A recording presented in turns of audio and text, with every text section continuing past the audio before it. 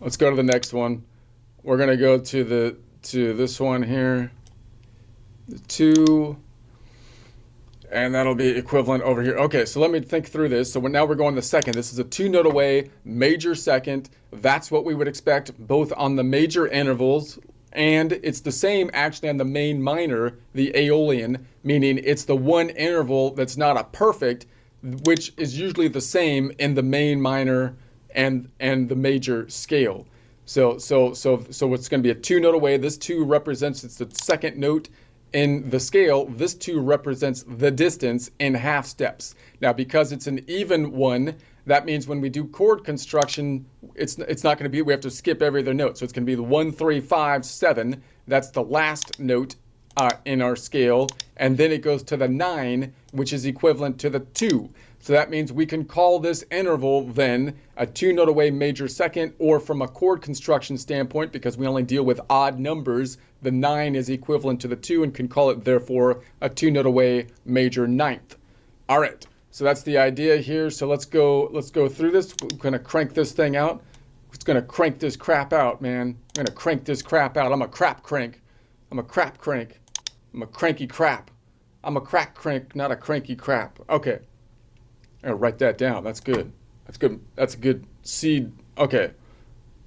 Focus. This is going to be, we're going to go 2 notes away. So 2 notes away will be right here.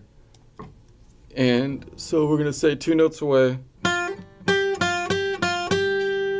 a crap crank. Because I'm cranking the crap out. I'm a crap crank. I'm going to say, okay. So there we go. So now I'm going to go above it now. So when we go above it, now we have to look for the inverse distance, the inverse distance. So we're looking for a 2-note away. The inverse distance would be 12 minus 2, or a distance of 10. So I'm looking for a 10-note away distance. So if I go above it here, we can go back here. That's going to be 1, 2, 3, 4, 5, 6. We happen to be on the long distance one, which means it's also 6 forward this way. It might be easier to go forward in that case when it's 6 notes away, because you might actually be able to reach it even though it's 6 notes away on higher on the guitar. But the idea would then be that let's count this. This is going to be going up this way. This is going to be -5, -6, 7, 8, 9, 10. Distance of 10. Let's count it out here. -5, 6, 7, 8, 9, 10. So it would be an open G. So if I went from the G to the F, that would be a 10-note away minor, which would be a minor 7. And therefore, if I go from the bottom to the top, F to G, that would be a 2-note away. Wait a second. Yeah. 2-note away major second. All right, remembering that the inverse of a major is always a minor. So the inverse of a major second is a minor 7. 2-note away major second, inverse 10-note away minor 7. Now, but that's only, so that means if I go up 1 note, the 2-note away major second is 1, 2, 3, 4, 5, 6 frets back, which means it's also 6 frets forward, because that's the equilateral triangle, the longest distance we could go if we were able to go in either direction. But that would only be if I crossed the fault line, which would only happen on that B, because if I was here, then I wouldn't cross the fault line to get to that F. And if I was up here, then I wouldn't cross the fault line, say, not to get to that F, to get to this G, to get to that G. And then if I was up here, to get to this, this G. So that would be 1, 2, 3, 4, 5, 6, 7. So I should go back the other way. I should be going back to here.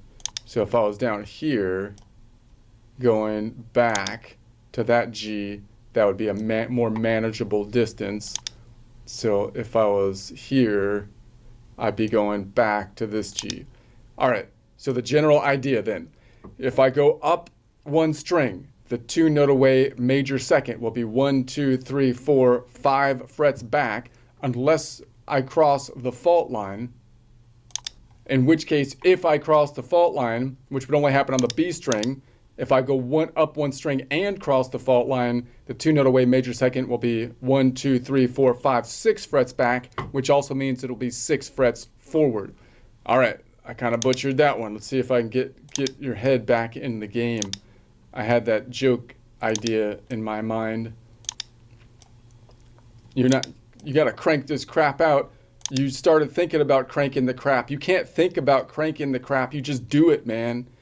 Don't think about being a crap crank. Just be a crap crank, okay?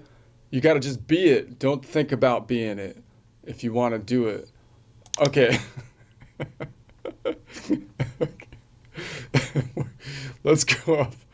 Oh, my God. All right, we're going to go up. Now we're on 2 strings up. So we're looking for a 2-note away major second or 2-note away major 9.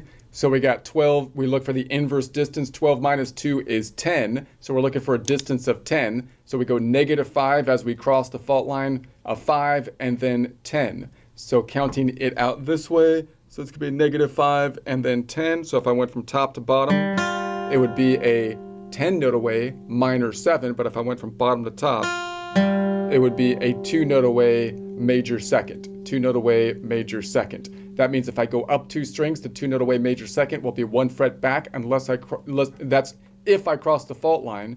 But I wouldn't cross the fault line if I was on the G or the D string. So if I was on one of these 2 strings, then it would be like that, which is possibly, you might recognize the shape going down, 10-note away minor 7, going up, therefore inversed. So that means that if I go up 2 strings, the rule is if I go up 2 strings to 2-note away major second, which could also be called the 2-note away major 9, will be on the same fret unless I cross the fault line, which would happen on the bottom 2 strings to be in the bottom E string, in which case if I go up 2 strings and cross the fault line, the 2-note away major second, which could also be called the 2-note away major 9, will be 1 fret back.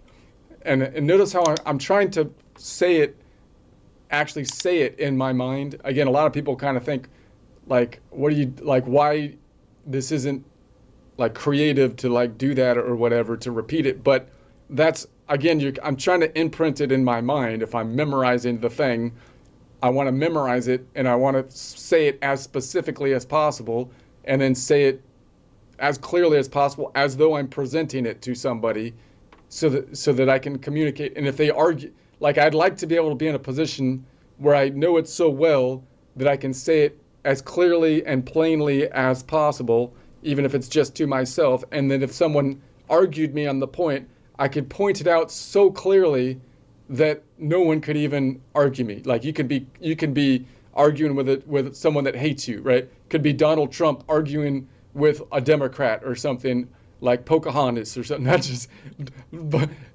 and she hates him, right? It's like anything he says is going to be wrong, but you still can't deny, right? Because it's so clear, like it's just logic, right? You can't. 1 + 1 is 2. Are you really going to argue? Are you really going to argue against that, right? I mean, and you just could be calm and you could say it even with anybody, even with someone mad at you or trying to argue, right? You want to be able to know it that well, right? All right, let's go up to which I'm not saying I know it that well. I'm saying that's like the objective, right? If Elizabeth Warren got angry at me and started pointing things out, I wouldn't be as calm or anything. I'm not saying I'm an expert at it. I'm just saying that's the objective. What do you mean 2 + 2, 1 + 1 = 2? That's not according to the blah blah. It's like, what are you, right? I'm not sure I could stay calm. I'm not sure I'd be able to do it. But I'm saying, like, I try to. I want to work on it. so that would be, that's, anyway, let's go up 3 strings. We're going to say, well, we go up 3 strings. So now we're looking for a 10-note away minor second. So we take the inverse distance, which is 12 minus 2. 12 minus 2 is 10. So we got -5, -10, -15. 15 minus 12 brings it down to -3. -3, -2, -1, -0, or octave. And so I could bring that to 12. 12 minus 11, 10. Okay, so that's kind of a long trek right there. So let's say we go from here, -5, -10, -15. 15 minus 15 minus 12 is negative 3. Negative 3, negative 3, negative 2, negative 1, negative 0, or octave. And I can bring that to 12, negative 12, negative 11. So boom. So right there. So if I went from this G to this F. Is that right? No, that's not right. This is the G. Let me do it again. I counted from the wrong place. Negative 5, negative 10, negative 15. 15 minus 12 is negative 3. Negative 3, 2, 1, 0. There's the octave. And then octave or 12, 12, 11, 10. There we go. So that G to that F would be a 10 note away minor 7. The F to the G, therefore, would be a 2 note away major second or 2 note away major 9. Therefore, if I go up 1, 2, 3 strings, then the 2 note away and cross the fault line, the 2 note away major second will be, or 2 note away major 9 will be 1, 2, 3, 4 frets forward. But I wouldn't cross the fault line 2 out of 3 times that I could go up. No, 1 out of 3 times, which on the G, if I was on the G string, I wouldn't cross the fault line. So like if I was on like this F over here, and I went up 3 strings, then I would get to this G. So the idea then would be that normally if I go up 1, 2, 3 strings, then the 2 note away major second will be 1, 2, 3, 4, 1, 2, 3, 4, 5 frets up. Unless I cross the fault line, which would happen 2 out of 3 of the possible times to go up 3 strings, starting on either the B or the high-pitched E string, in which case if I go up 3 strings and cross the fault line, the 2 note away major second, which could also be called the 2 note away major 9, will be 1, 2, 3, 4 frets forward. All right, makes perfect sense. Almost there. Let's do a couple more. I'm winding down. You're falling apart, man. No, I got it. I got this. Hold it together. It's going to hold it together. We're almost there. Let's go to the top one. And so now if I go to the top string, I might want to go to the bottom one first because it's going to be the same note. So I might say, hey, look, instead, why don't I look for the 2 note away major second on the bottom string and it'll match the top string. And if I do that, I don't even need to look for the inverse distance. I can just look for a distance of 2. So instead of going diagonal for the 5, I can go straight down 5, and then I'm going to say 5, 4, 3, 2. There's the G this way, therefore the G is also up there. But let me count it up as on the other way, which means I would look for the inverse distance, which is 12 minus 2, which is 10. So it'd be negative 5, 10, 15, only 12 notes. Therefore, 15 minus 12 is negative 3, plus another 5 gets me to 8, 8, 9, and 10. All right, let's do it this way. So we're going to say negative 5, negative 10, negative 15. 15 minus 12 is 3. 3 plus another 5 is 8. 8, and then 9, 10. And so if I go from top to bottom, that would be a 10 note away. That would be a 10 note away, which would be a minor 7. If I go from bottom to top, that would be then a 2 note away major second or 2 note away major 9. Therefore, if I go up 4 strings, then I will always cross the fault line because I could only go up 4 strings in the bottom 2 strings, which means I'm always going to cross the fault line.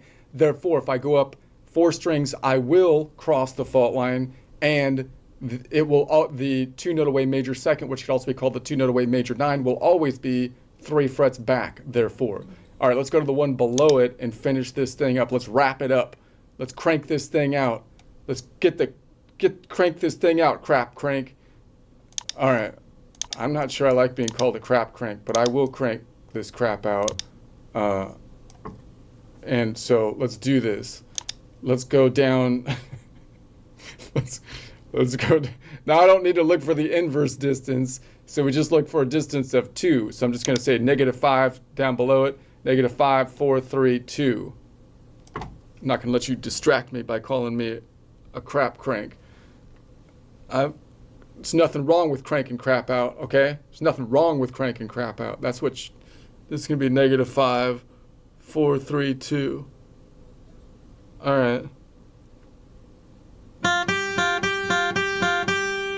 So that means if I go down one string, the two note away major second, which could also be called the two note away major 9, will be 3 frets back unless I cross the fault line, which would only happen on the G string. So if I was on the G string, then it would be here. So the rule is, if I go down one string, the two note away major second, which could also be called the two note away major 9, will be 3 frets back unless I cross the fault line, which would only happen if I started on the G string, in which case if I went down one string and crossed the fault line, the two note away major second, which could also be called the two note away major 9, will be 2 frets back.